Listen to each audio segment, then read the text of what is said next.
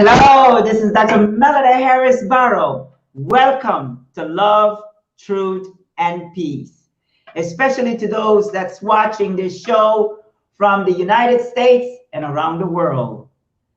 I would like to welcome all of you to today's broadcast. This show was created to equip nations and people with the knowledge and tools they need to improve, create, build, prosper, and change their environment that they can effectively lead to a better future.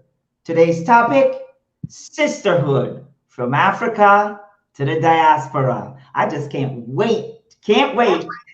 And to discuss, I would like to introduce, well, my co-host is supposed to be on in a few, Marcellus Hall, and our guest, Licenciada Urena Bess, General Director of the National Secretary for the Department of the Afro-Panamanian from Panama.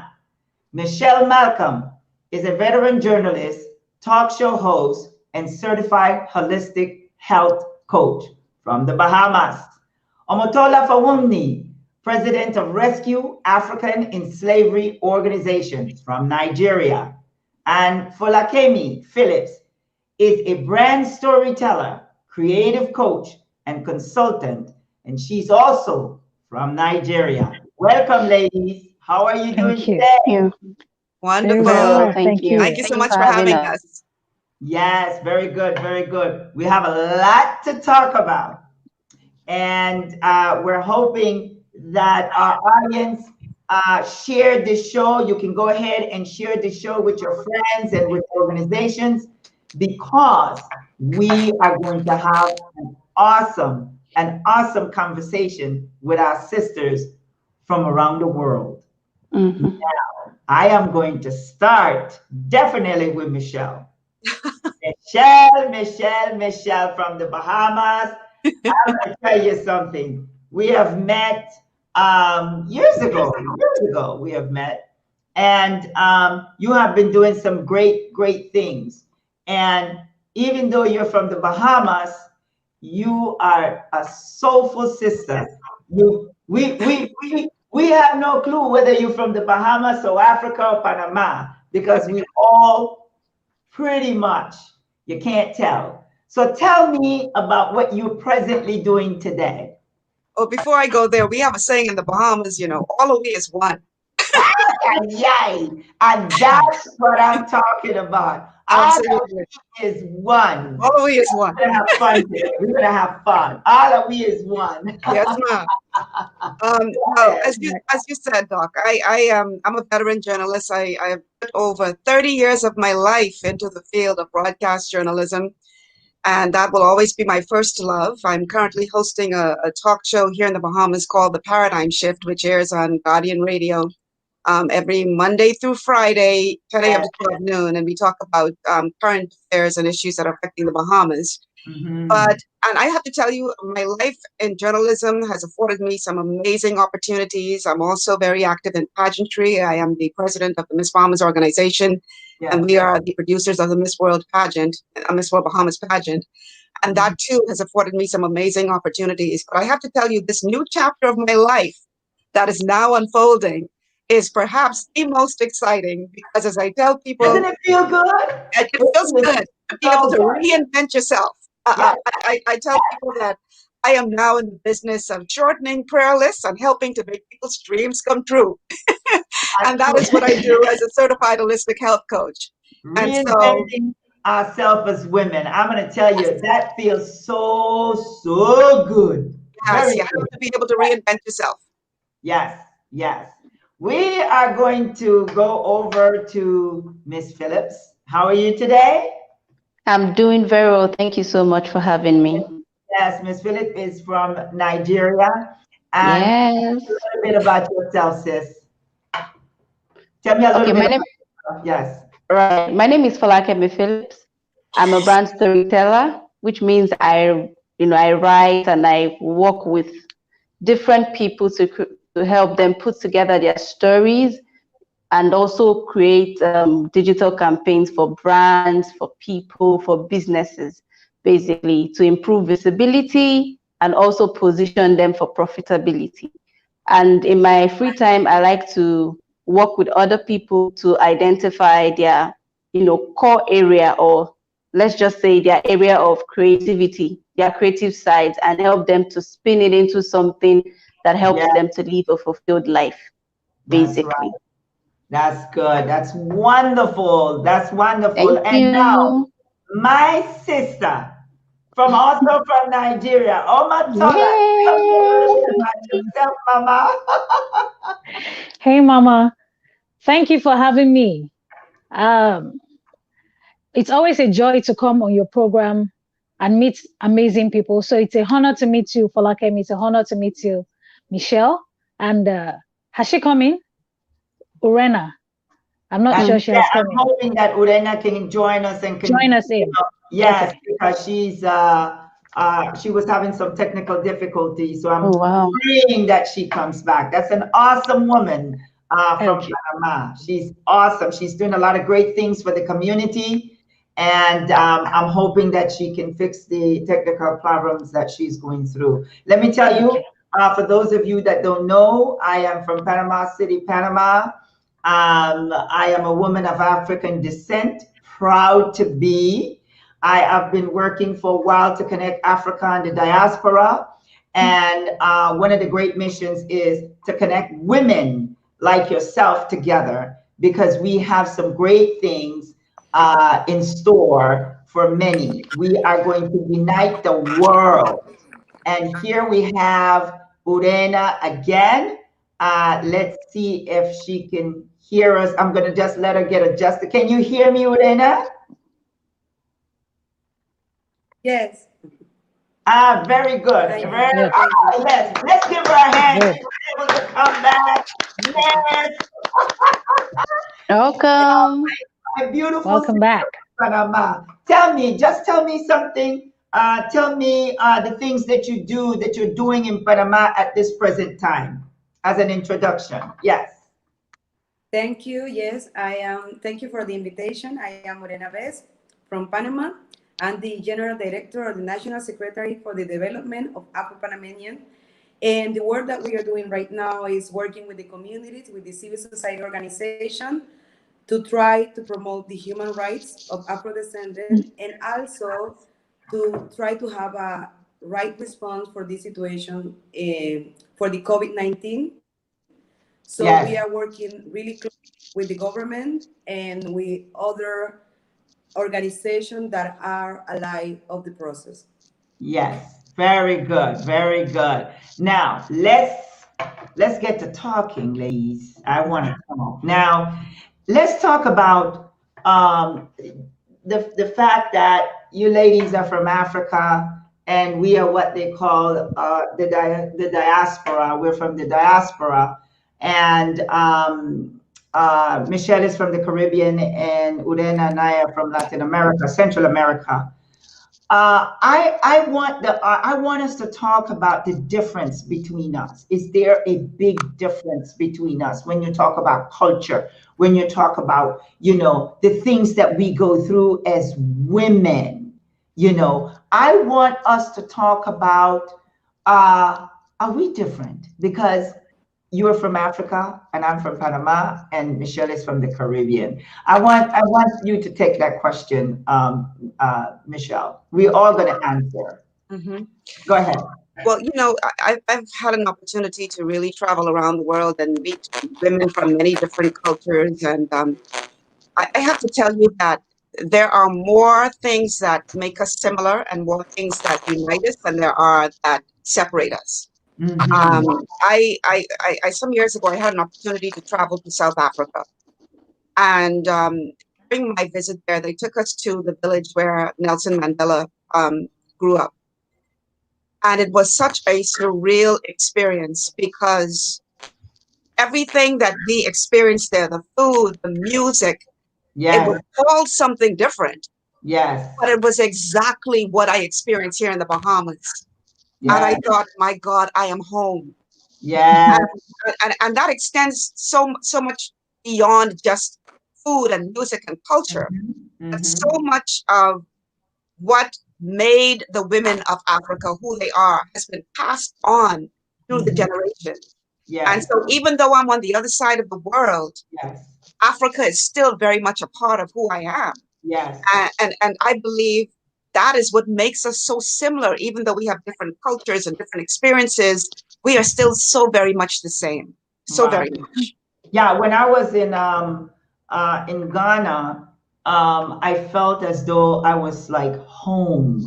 You know, I didn't feel as though that I was somewhere foreign. I felt as though that I was home. The people were very nice. The food, my God, the food was good. And they cook similar to how we cook. But the very interesting thing is this. We have to really say this. The fact that in spite of it all for many, many, many years, right? For many years, centuries, I should say. Let's put it to you, centuries. How we were able to keep the culture Mm. in Latin America and the Caribbean and in the world. I find that amazing. The culture, the dance, almost everything. We And are, and and yes, Doc, this is in spite of efforts to strip us of that identity. hey, Think you about that now. understand. You understand. Okay. You have changed my name, Europeans. You have changed my name. Yes, You ma'am.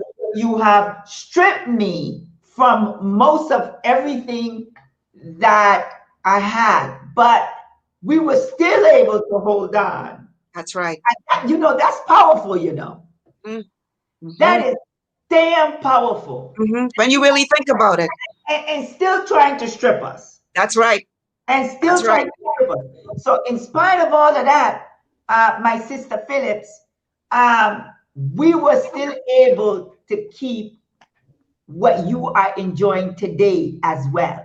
Yes. So what I want to let the audience know that in spite, because when you're looking at the four of us right now, Udena will be back in a minute. When you look at all of us right here, the four women here, you cannot tell whether I'm from Latin America, whether you're from the Bahamas, where these two beautiful women are from Nigeria. We are just women, period.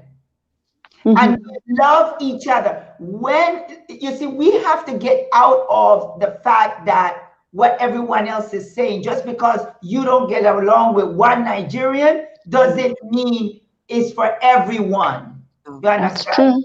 I get along with Omotola. Omotola and I work very well together. You understand? And she's giving it all, and I'm giving it all. We are sisters.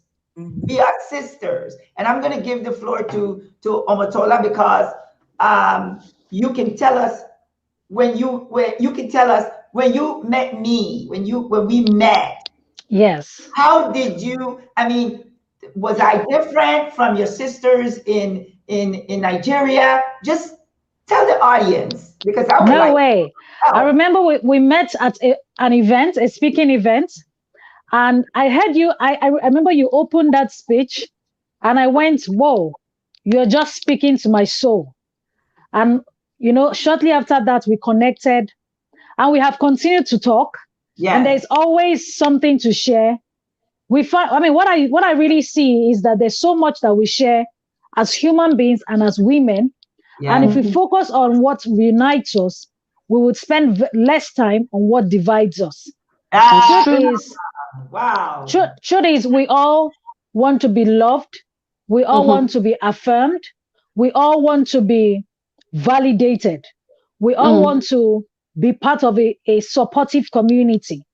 And if we focus on identifying those needs and then choosing to be part of those who provide those needs to other people, other women like us from around the world is stronger, the world is healthier for it. Some of the things that break us up as women are things like, comparing each other, talking about, again, the things that divide us.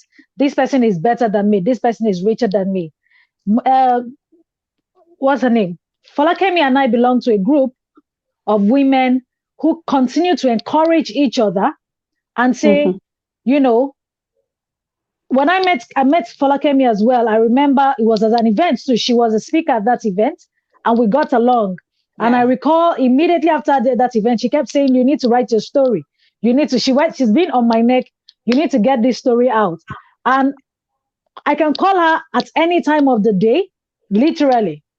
I've called her to share. I've called her sometimes I have an idea. She too would call me and we could speak. And it's usually an exchange of value. We leave each other strengthened. I see the same experience when I speak to Dr. Barrow. I feel lifted. I constantly love her energy. You know that, Mama? Thank you. I love to talk to you. I love her voice notes when she sends them. And there's just some strength that I think we can transfer to each other if we focus on what can I give, how can I make this person's life better? And it doesn't matter what part of the world we are. I want to make a comment here. There's a Norma Roper. She says, I haven't yet traveled to Africa, but I am hoping to travel there with my family. How do you debunk the myths that we are different? Until I started watching Nollywood, I watch it too. I would never have known about the similarities of our cultures, from the food, the curvaceous body, or even the drive for our offspring to strive for excellence.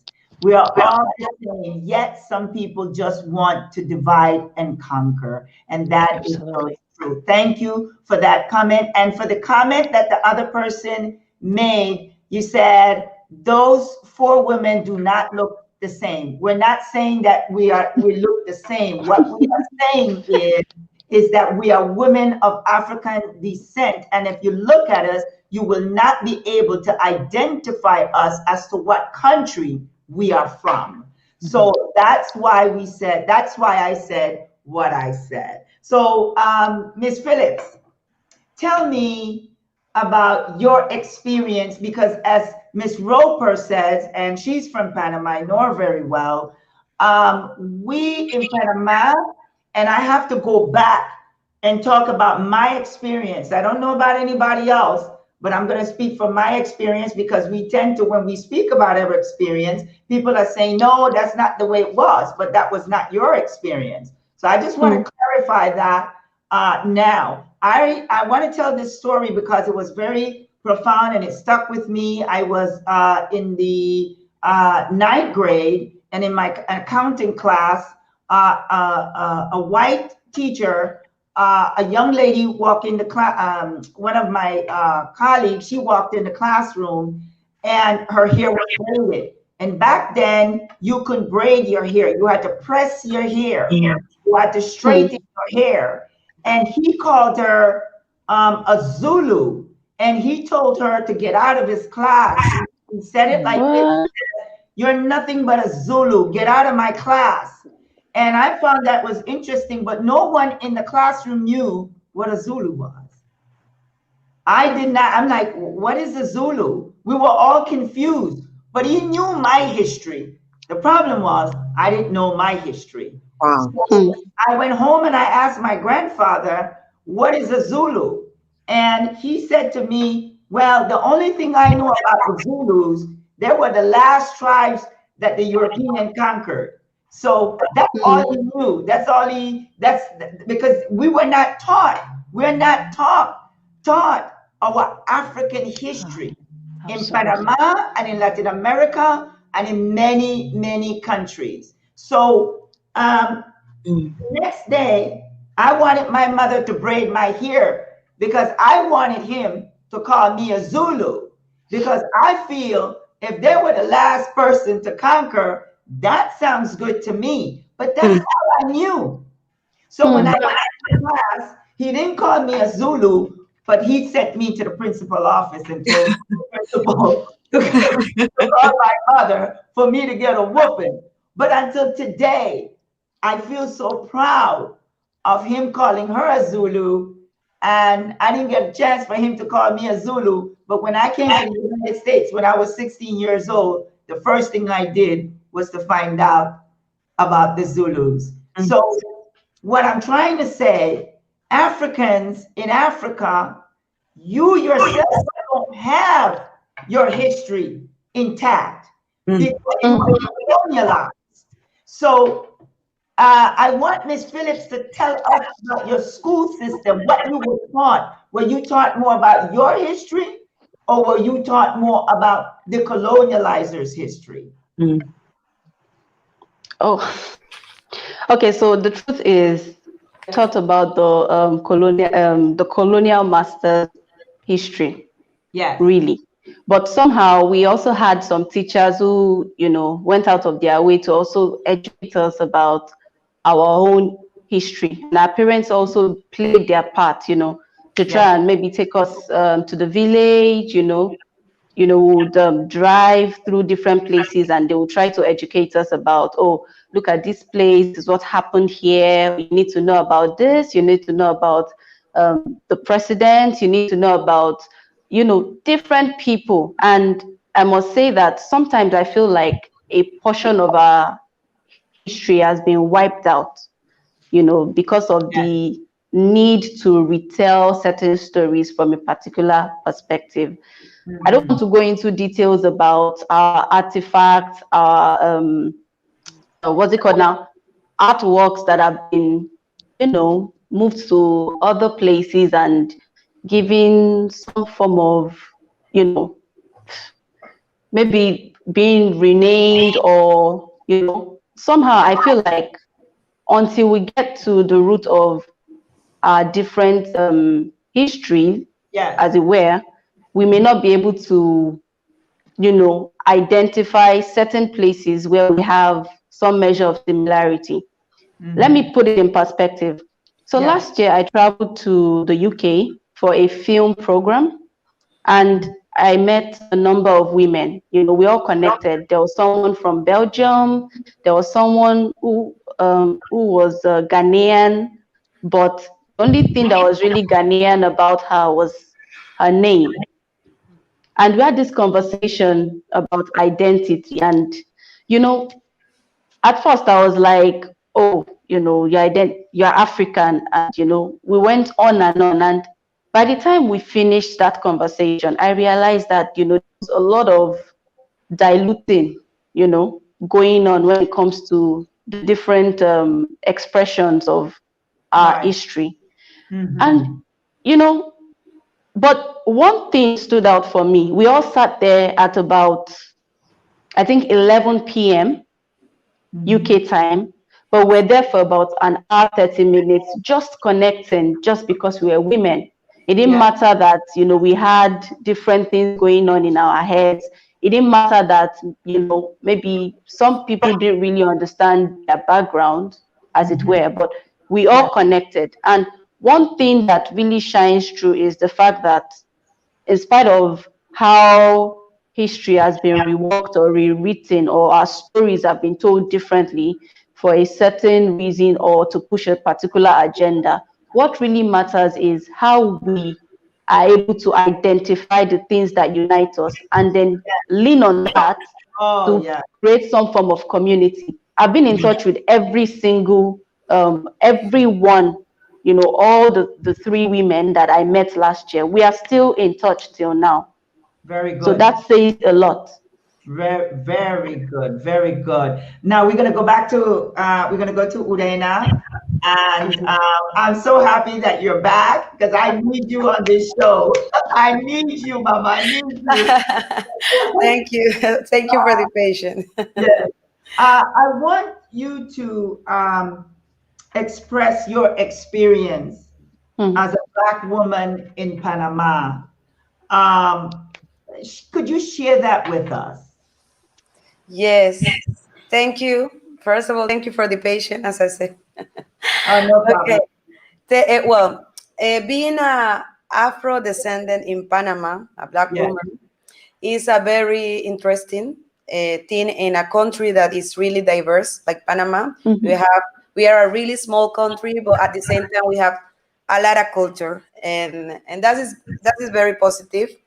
However, in my case, I am from Colón, and Colón is one of the province with most Afro-descendant population in the country and also in Central America. So me growing in Panama was in Colón was like normal.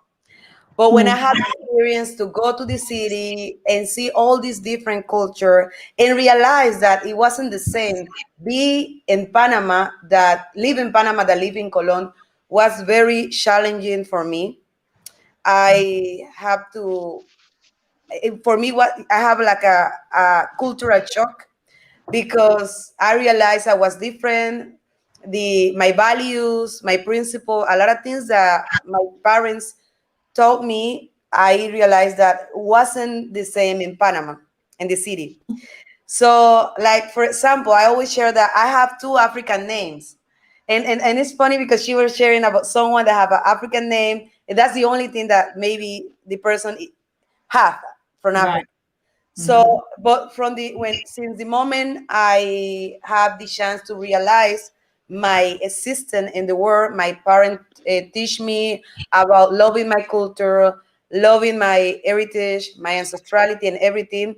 But it's been very interesting, and we have a lot of challenge. We advance a lot through the time, but we still have a lot of challenge. Me myself, I found myself fighting with a security guard last week in a pharmacy because he was chasing me or stopping me in the store because he thought I was a criminal for the color of my skin. Yeah. Oh, And I'm a very people know me in my country. I used to work on TV. I'm a lawyer. People know I'm a serious person, but that when we have a structural racism, maybe that is not that important. So we still have a lot of things in common that we need to transform in the world. We need to keep having this powerful conversation to learn from each other experience. And it's a lot. You know, for me, it was exhausting having this conversation with this security guard that is also black or Afro, trying to explain to him that what he was doing to me was wrong because, you know, we are like brothers yes, and sister. And yes. so, but in other aspect, it's good for me. I have to say it's good for me to be Afro because it's always require more from myself. In the personal and professional life, I had to give more. I know people say it's not fair, but for me, I feel that I'm a strong woman right now. I can face anything. I can bring a opportunity for my country and my community. And I think I think that is the result of all the obstacle and experience that I had to all the obstacles that I experienced in the past. So yes, Panama is amazing. We look forward to keep working with Caribbean countries and African countries. That is one of the biggest aspiration of the civil society. Reconnect with Africa, and I congratulate you, Melida, for all this work you've been doing to unite the Caribbean and Africa, Thank you. empower people in business and commerce. That I think that is the future, that is the present, and we need to keep getting stronger in those aspects. So yeah, I have a lot of more to share, but I But that's awesome because one of the things that I'm also from Panama, and I when I travel back home, I honestly I spend most of my time arguing because as a Black woman, a woman of African descent.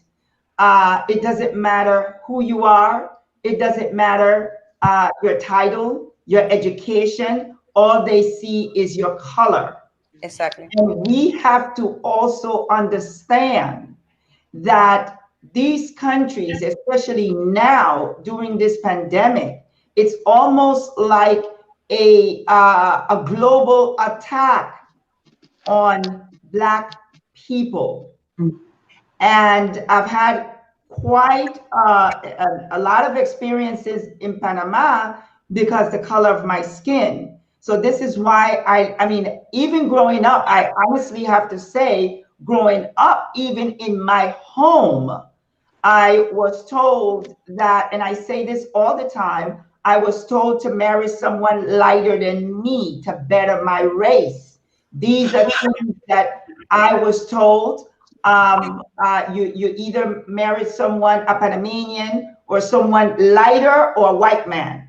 So that way we can uplift the race, we can uplift the family. So there has been a lot of things that I've experienced. My father working in Colón, because my parents are from Colón. I was just happened to born in Panama City. But I remember my father said that when he leaves the country, that he will never come back. He was he worked at a bank in Colón, and they were always passing him up for promotion. And this is one of the things. Sorry about that. This is one of the things that he was saying. He had to train someone to be his supervisor. Another thing in Panama that I would like to mention that a lot of people in the world don't know is that we can braid our hair to go to school or to work. We had to put our picture on our resume in order to get a job, because then that's when they'll know that you're Black. So one of the things that I would like to thank Urena and also the leaders in Panama, they fought very hard to make sure that these things doesn't happen. But Panama, there is a lot, there's racism, period. There's racism in all these Latin American countries, and also in the Caribbean as well. The lighter you are, the better opportunities that you get. Maybe Michelle can address that, but I've seen that in Jamaica. I have seen that in many places in the Caribbean. Would you like to address that, my sister? Certainly. Here in the Bahamas, we are a predominantly Black nation. The majority of the people in this nation are Black, but yet there is still systematic racism. And here's what I mean by that. The founding fathers of our nation, we became independent in 1973. They fought to be able to create a middle class. They fought to be able to get people of color to work in the banks and be able to go into movie theaters that they couldn't go in before. They fought for those rights. And they achieved what we call here in the Bahamas and what we celebrate as majority rule. But while we have the political power, we still do not have the economic power. Yes. That is still being held on, clutched onto by a small group of people, the white people in this nation. And we do have some Blacks who have achieved great wealth, but the majority of the people who hold the majority of the wealth in this nation are still white people. And they are doing everything in their power to hold on to that economic power. Yes. So there is still systematic racism that exists. And we like to sing this kumbaya and everything is wonderful and no, not in the Bahamas. But if you really look beyond what is happening on the surface, you will understand that it is still a problem for us. It is still a problem. We still experience where foreign is better. I will give you a quick example. Years ago, I was the assistant general manager of the national broadcasting station of the Bahamas. Yeah. And they asked me to put together a proposal about what we could do to make some major changes to the broadcasting system. And I sat down and I wrote what I thought was a very, very good proposal. And they accepted the proposal and they put it on the desk and it collected dust. A couple of years later, some people of a lighter hue from Canada were paid to come to the Bahamas to write a proposal of how broadcasting could be transformed. The only difference between what they presented and what I presented was the name on the cover of the document. Exactly. Yes. Yes. But they were paid and respected for their work. Yes. Yes. So you see, it's this systematic racism that we still have to overcome. And it's no use we try to pretend it's not real. You know, you would have some people, every time I bring up these topics on my show, I get people who call and take offense and but it is what it is. And you cannot fix what you do not acknowledge. Yes. Yes. Yes. So until we begin to be honest with ourselves, Yes. until we begin to call a spade and call it for what it is, we will never be able to fix the problem. And Yes. we are still being impacted by the remnants of slavery today. Because Yes. those have passed on from generation to generation. Generation. That's right. You gotta marry white, or you gotta marry to better. Yes. That's a remnant of And they're racism. still doing it. They're still Yes. doing it. It's still Yes. happening. It is still happening. Yes. Do You they know, do that in Africa? Do they do that in Africa? They do the same thing. You see that? Wow. It's worse. It's worse? Yes, it's worse in the sense that we discriminate against ourselves. Oh. And yeah. And if I want to get, for example, if I'm trying to get a contract, just like Michelle mentioned, if I bring in a light-skinned person as my business partner, even though I have the competence, but by bringing in the light-skinned person, the chances of me getting that deal is higher than if I presented myself as the competent person. It is sad, but it's true. Yes. And it happens everywhere. And sometimes this person you're bringing is only acknowledged for the color of his skin, not his contributions, not anything he's providing. But you need that person to go into a meeting with you, sometimes with white-skinned people and sometimes with dark-skinned people, just to prove that you are credible. It is sad, but it's true. My God. I would also talk about the work I do currently. I'm a student studying for a master's program in organizational leadership. But one of the things I've committed to do in recent times is working in the field of human trafficking.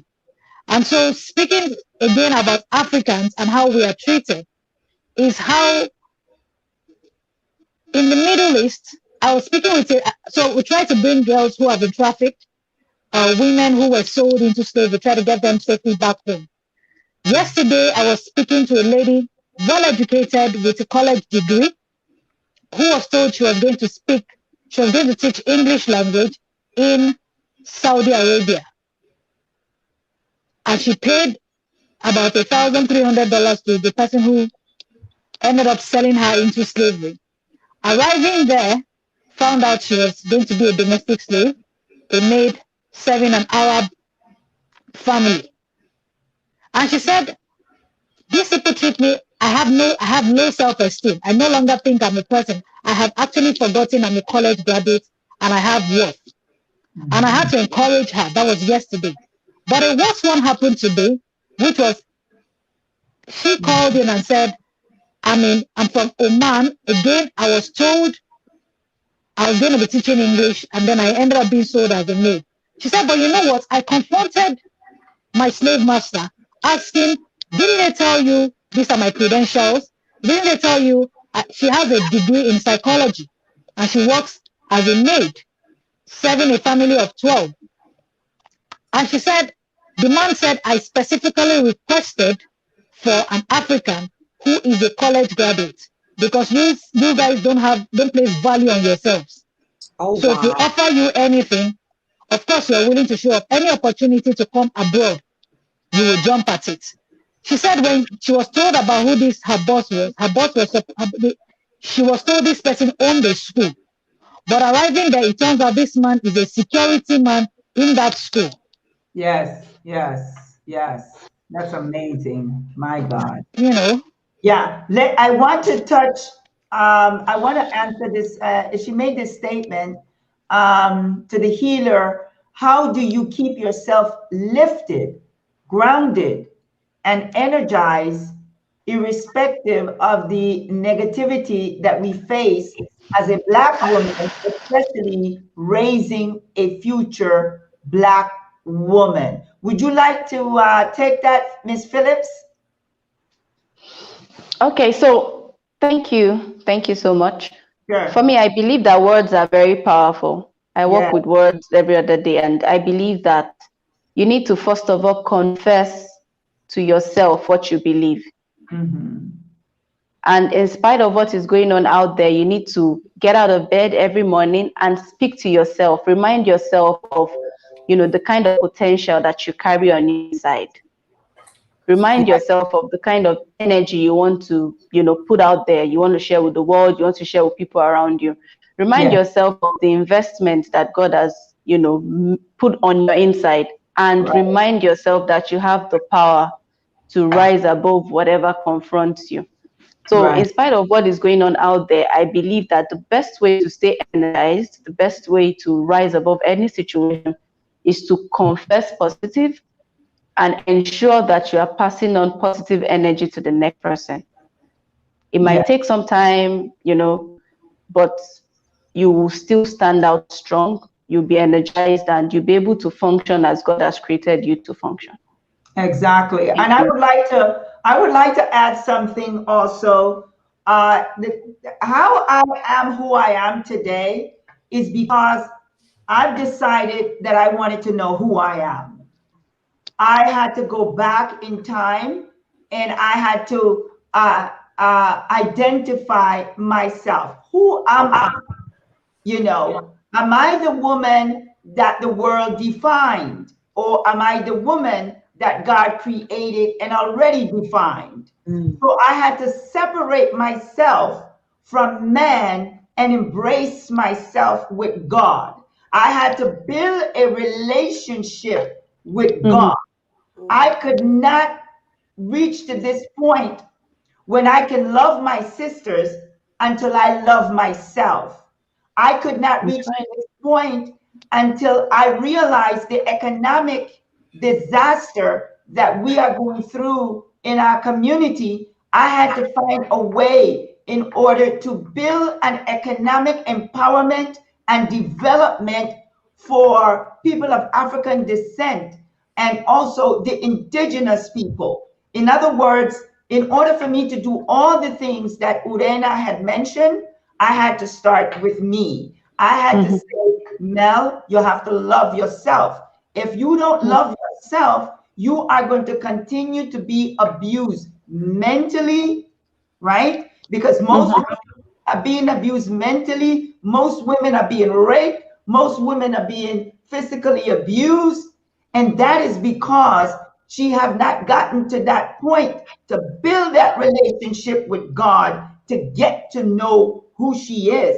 Because the religion and the God that man presented to me was a religion to oppress me, to oppress my mind. So therefore, I had to get to that point in order to find myself. And I'm going to leave this question also to Urena. What makes you get up every day, Urena, and do the things that you're doing as a woman of African descent? Because Urena she's always busy. I don't even know how she's on this show. She's always busy. She's always working with the youth. She works with everyone. So tell us, how do you do what you do in spite of all the things that are going on? Thank you, Melida. Right. And you're right. I had to agree with you because every night I shared last week in a conference that every night I been on my knees and I pray to God and ask for the strength, for the wisdom to control my character, because we know we have a strong character. And deal with all the battles and the obstacle we face every day, and to enjoy life, because we always busy try to help and make sure that our people from our community be good, be okay, but we sometimes we forget of ourselves. So that is very important. So my answer is God, praying to God. But I would like to share, Melly, something about what is happening now through my work. This is not the moment. I don't want to go too deep, but I come from a very hard past with my mother. She's a single mother. She raised 4 children, and I have the first one in my family, my brother and sister, that went to the university. So as soon as I become a lawyer, I always dream to help my community. And I'm glad to share now that what we're doing with the government right now, we advance in a lot of beautiful dreams of our ancestors. Like right now, the government include the Afro-descendant in the national the governmental plan, and all these are achievement of the civil society. I just like one person, one little piece of that big structure. Yeah. And also, I'm glad to share that we are working with tourism, the Minister of Tourism, who is building right now the Afro-descendant route to promote a cultural circuit in Afro-descendant community, to include Panama and promote the diversity of our country internationally. So I think that's very important. And what is happening, I would like to share very, very fast what is happening in the education. We are about to make history, because we are going to transform the formal curriculum of in education, and we are going to include all the contribution of African and African descent in the education for children, teenagers, and people in the university. So we are really happy. We are super, super excited. And all these things are because God and our ancestor lead the path to here. Yeah. And I'm so glad, and I feel honored every time I can serve to my community. So I would like to share that. And it's all about trusting in God, and remember that we have part of that power of transformation that He gave us. Every single one of us have that power of transform our reality. And as some people say, that we are the hero that I've been waiting for. We are that. We are the heroine. We are the heroes that are going to change our reality for future generations. So one of the things I want to mention is that I think it's so important to let women in the world know we can work together in spite of where we're from. But it takes people that are willing to do so. And we have to change our mindset. That's the first step. Because you cannot automatically say you don't like someone from the Bahamas and you've never, this is what I'm trying to say to everyone. We should not dislike a whole country due to a bad experience that you had with a Bahamian, a Panamanian, a Nigerian. You know, Nigeria has this reputation, and they've always said to me, do not deal with anyone from Nigeria, because they don't realize, this is the thing, they don't realize that those that are oppressing us is telling us don't deal with Nigeria, but they are in the country, they colonialize the country, they're doing business in the country, but they're telling me, this black woman here, don't deal with Nigerians. That's the propaganda. You know why? Because while they're doing business in Nigeria, we're out of the game. So I am here to tell people, do business just like anywhere else. They act as though the United States is a heaven. You know, there are people, right, in the United States that have done fraud. They have done all sorts of things, but we still carry it to the altar. And we're saying it is the best country. But us, as they call third world countries, you know, we are looked down upon. So what I'm here to say is, I love my two sisters here from Nigeria, from Africa, and I have many other sisters from Africa that I love dearly, and I am going to continue to work with my sisters, and I want the world to see this. 5 of us are here, and we love each other. We are sisters. I just met Miss Phillips, and I love her. She's like a daughter to me now. And guess what? We're going to continue to work together. You know, don't think, you know, I'm way, way, way older than you. I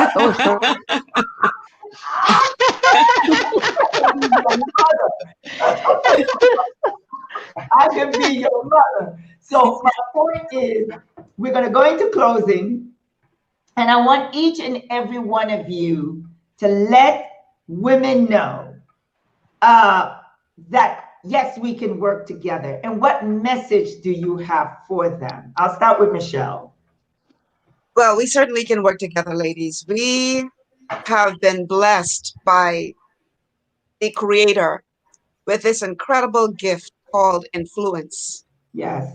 That is built into who we are as women, the power to influence.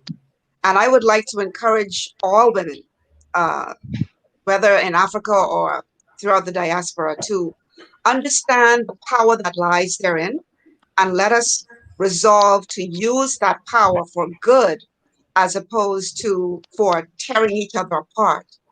Because we have the power to influence leaders, we have the power to influence the children, the future of our nations. We have the power to influence every sphere that we enter, every arena, every world that we enter.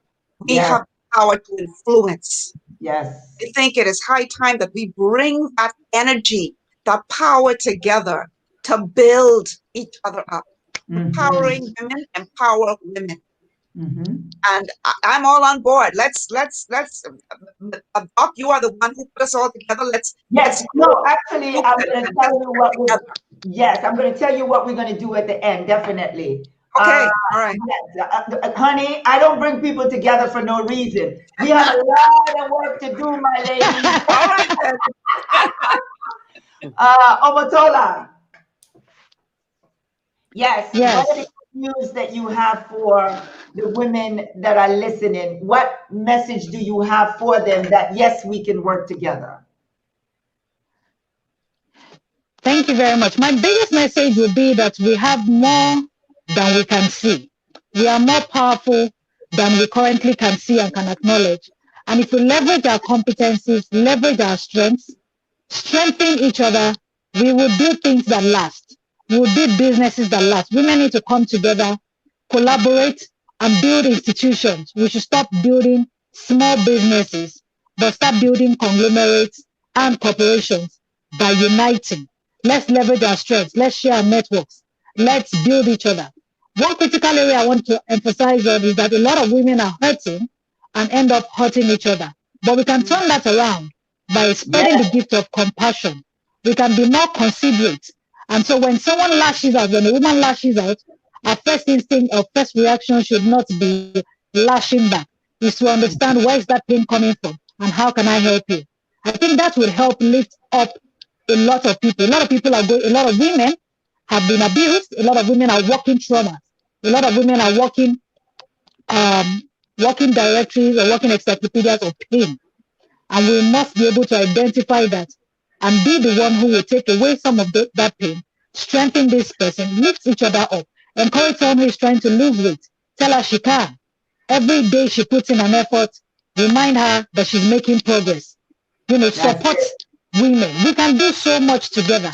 We can. Yeah. It doesn't matter what part of the world we are in. And we can, and thank God for the internet and for technology. We can reach so many at once. Let's do this together. Let's do this. Thank you. Miss Phillips? Thank you. As always, I'll say one thing. Yes. If you walk into a room and you begin to tell a particular story about yourself, you'll find 5, 6, 7 other women who will also relate with that story and begin to share theirs as well.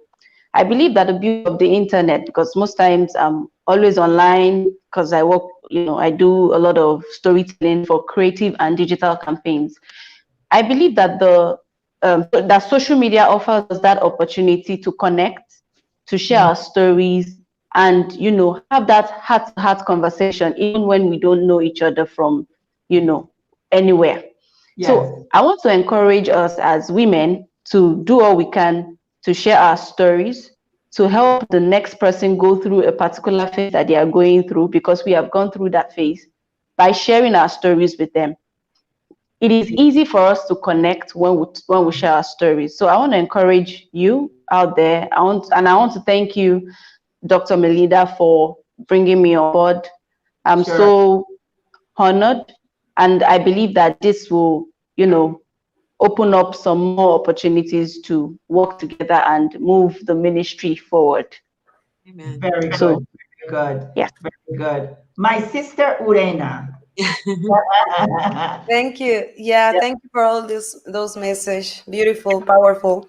I would like to say that we know that we live in a very complex world. We know we're going to have to deal with discrimination and racism for a long time. But the thing is that we cannot allow discrimination and injustice define who we are, define our dreams, and make us stop pursuing our goals and dreams. And we are part of a global family, global community, as you say, Melida, and we need to celebrate each other all the time, because and we are Superwoman, Wonder Woman, and our bigger power is love. So with that, we can do everything. Yes, yes, yes, yes. Well, the show came to an end. And first of all, I would like to thank my sisters, and I proved tonight that yes, women, we can work together. And my message to women out there is that you are powerful. You don't realize how powerful you are, many of you, but you're powerful. One of the things that I discovered years ago was the fact that mothers spend more time with the children more so than the fathers. So, one of the things that we fail to do sometime is to teach our children, mold our children to also be presidents of nations, astronauts. I mean, it does not cost to plant those seeds in our children. Give them something to think of. Give them something, because oftentimes in our communities, we are only telling our children they can be the basketball player and the superstar and things like that. No, they can be other things, but sometimes in certain communities, this is the ticket to come out of the ghetto. This is the ticket to come out of their community, whatever it may be. But I think it's time for us as mothers now to instill and teach our children more than just playing basketball, more than just being a movie star. There's so much in the world that can be done by women. Women, we also have to go back and we have to build that relationship with God. We have to unveil the illusion of this world and begin now to look at ourselves in that mirror and say to ourselves, I'm a powerful woman. Now I know who I am. We have to go back and thank God for us being who we are. All of you that's on this program, you are doing great things in your community. And let me tell you, we can see it. The world can see what we're doing. We just have to go and pull these other women up, and we have to let them know we are going to teach you all that we know. After this program, I have another program. It starts at 8:15 Eastern time. You see, I don't stop. I keep going. I keep going. You know, I'm like a little machine. And my husband, he always say, what? You have another show? I say, yes, I got to keep going. Tomorrow is not promised. So at 8:15, I have another show Eastern time, and it's on Facebook. The Facebook page is called Women Celebrating Each Other. And that is what we're supposed to do. Women celebrating each other. I want to thank all of you, Michelle, Miss Phillips, Urena, and Omotola. I really want to thank all of you. I love you all, and may God bless you. And I want to thank the audience for watching. Besos, besos, besos. Amor, amor, amor. Thank you, Melida. Yeah, thank you all. Oh, and this Thank is the you so plan. much. I have to tell you about the plan. The plan is that I am working and on bringing all women in the world, all of you, and God gave me that because what it is that we are not communicating with each other. And we have to build a pool of women that does business, NGOs, all these different things, because we scattered all over the place. So my job has always been connecting Africa and the diaspora. And I added the indigenous people. So, and anybody else. But the focus is that. Why? Because we are outside in the wilderness looking to see how we can get help. We're also coming soon with something very powerful. I can't share it with you guys yet, but next month I will, where we're all going to be doing business with each other. Because we cannot depend any longer on governments. We cannot any longer depend on us sitting waiting for anyone to give us the opportunity. We have to take it. We have to take the opportunities, and we have to help our sisters like Urena when she's talking about all these projects she's doing. We have to get those investors in order to build what she's doing, what Miss Otola is doing, what you are doing, Michelle, and also Phillips, and the rest of the women in the world. So once again, I want to thank you all, and I would let everyone know to go on my page, Women Celebrating Each Other, and that's where it's going to start. Signed up there, and then we can share each other's businesses. You can promote your business on that page. You can do whatever necessary in order for us to come together. Yes. So I'll see you guys at 8:15, and thank you. I love you guys. Love you too, Love you too. Good night.